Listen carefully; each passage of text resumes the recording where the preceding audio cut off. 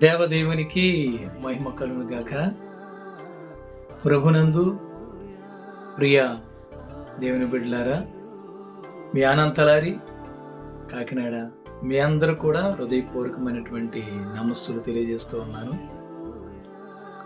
నేను ఒక దినాన్ని యూట్యూబ్లో ఒక అద్భుతమైన పాట వినడం జరిగింది.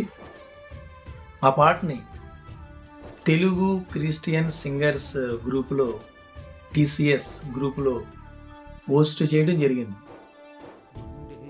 మరుసటి దినాన్ని దైవజనులు కాల్ చేసి, అయ్యా మీరు పోస్ట్ పెట్టిన పాట ఎలా ఉందని అడిగారు.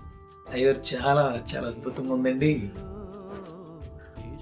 గుండె నిండా నీవే ఏటి సారో చాలా రచన చాలా కొత్తగా ఉంది సార్ అని అన్నప్పుడు, ఆ పాట నేనే రాయడం జరిగింది సార్ అని వారు వ్యక్తపరచడం జరిగింది.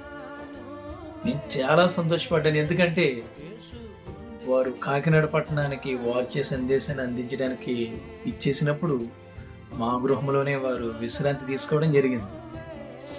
బాగా తెలిసిన దేవజనులు ఇంత గొప్ప పాట రాయారంటే అని నేను చాలా మనసులో సంతోషపడడం జరిగింది. అయితే ఆ పాటను వారే స్వయంగా పాడి ఇప్పుడు మన మధ్యకి లేటెస్ట్గా మనకి అందించబోతూ ఉన్నారు. ఇటీవల కాలంలో కాకినాడ కళాకారులు దైవజనుల చేత గొప్ప అభినందనలను అందుకుని దేవుని యొక్క సంగీత స్రవంతిలో ఎన్నో ఎన్నో అద్భుతమైనటువంటి పాటలను మనకు అందించినటువంటి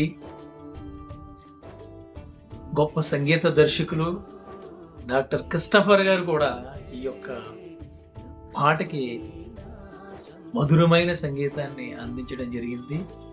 వారికి కూడా హృదయపూర్వకమైనటువంటి ధన్యవాదాలు, నమస్సులు తెలియజేస్తూ ఉన్నాను. మన పాల్ రాజయ్య గారు ఇంకా గొప్ప గొప్ప పాటలతో మన మధ్యకు రావాలని, ఎవరి గుండెలో వేదన, ఎవరి హృదయంలో వేదన ఉందో వారి పాటలు విని ఆ గుండెలో ఆ ప్రభువైన యేసుని నింపుకొని సంతోషంగా ఉండేటువంటి ఆ పాటలను మన పాల్ రాజయ్య గారు అందించాలని హృదయపూర్వకంగా కోరుకుంటూ సెలవు తీసుకుంటున్నాను. మీ అనంతలారి Kakinada. Thank you. Praise Lord. Hallelujah.